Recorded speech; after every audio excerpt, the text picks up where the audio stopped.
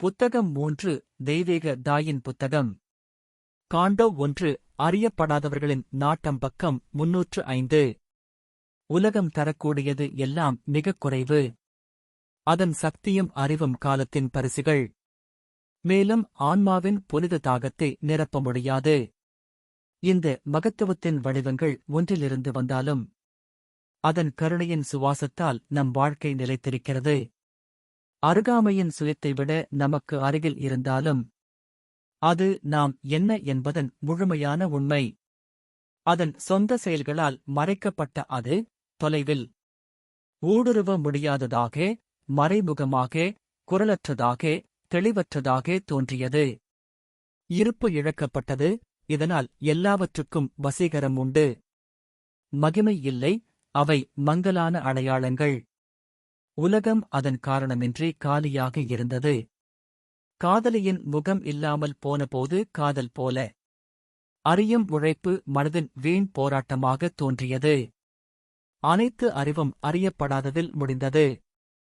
ஆட்சி செய்யும் முயற்சி விருப்பத்தின் வீண் பெருமையாகத் தோன்றியது. காலத்தால் அவமதிக்கப்பட்ட ஒரு அற்பமான சாதனை. அனைத்து சக்தியும் சர்வ வல்லமையுள்ளவருக்குள் ஓய்வு பெற்றது. இருளின் குகை நித்திய ஒளியைக் காக்கிறது. அவரது பாடுபடும் இதயத்தில் ஒரு அமைதி குடியேறியது. உலக ஆசையின் குரல்களிலிருந்து விடுபட்டு அவர் விவரிக்க முடியாதவரின் காலமற்ற அழைப்பிற்கு திரும்பினார். நெருக்கமாகவும் பெயரிட முடியாததாகவும் இருப்பது. ஒரு பரந்த கவர்ச்சிகரமான பரவசமும் அமைதியும். தன்னிலும் எல்லாவற்றிலும் உணர்ந்தாலும் இன்னும் பிடிக்கப்படாமல் நெருங்கி வந்து தனது ஆன்மாவின் நாட்டத்திலிருந்து மறைந்துவிட்டது. எப்போதும் அவரை அப்பால் ஈர்ப்பது போல. அருகில் அது பின்வாங்கியது. வெகு தொலைவில் அது இன்னும் அவரை அழைத்தது. அதன் மகிழ்ச்சியைத் தவிர வேறு எதுவும் திருப்திப்படுத்த முடியாது. அதன் இல்லாமை மிகப்பெரிய செயல்களை மந்தமாக்கியது. அதன் இருப்பு சிறியதை தெய்வீகமாகக் காட்டியது. புத்தகம் 3 தெய்வீக தாயின் புத்தகம். காண்டோ 1 அறியப்படாதவர்களின் நாட்டம் பக்கம் 306. அது அங்கே இருந்தபோது இதயத்தின் படுகுழி நிரம்பியது. ஆனால் உயர்த்தும் தெய்வம் பின்வாங்கியபோது இருத்தல் இந்நாளில் அதன் இலக்கை இழந்தது. பழங்கால விமானங்களின் வரிசை, கருவிகளின் தெய்வீக முழுமை ஒரு நிலையற்ற காட்சிக்கான ஆதாரங்களாக மாற்றப்பட்டது. ஆனால் அந்த வலிமை யார் என்பதை அவர் இன்னும் அறியவில்லை. தொட முடியாதது, ஆனால் அனைத்தையும் நிரப்பியது. அது ஒரு மில்லியன் உலகங்களை உருவாக்கி அழைத்தது. 1000 வடிவங்களையும் பெயர்களையும் எடுத்து இழந்தது. அது ஒரு புரிந்துகொள்ள முடியாத பரந்த அல்லது ஆன்மாவில் ஒரு நுட்பமான மையமாக இருந்தது. ஒரு தொலைதூர மகத்துவம் அதை பெரியதாகவும் மங்கலாகவும் விட்டுச் சென்றது.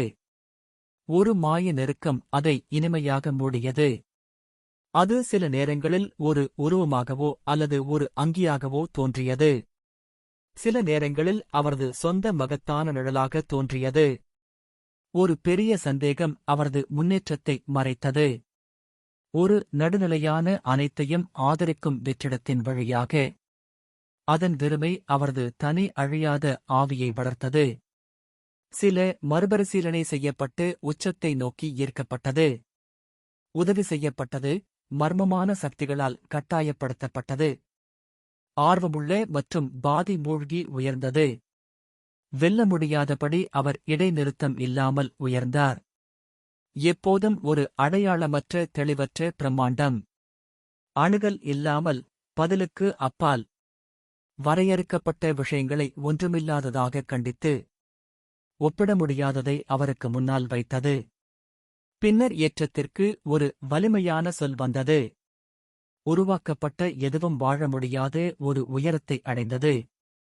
ஒவ்வொரு நம்பிக்கையும் தேடலும் நிறுத்தப்பட வேண்டிய ஒரு கோடு. ஏதோ சகிப்புத்தன்மையற்ற வெற்று யதார்த்தத்தை நெருங்கியது.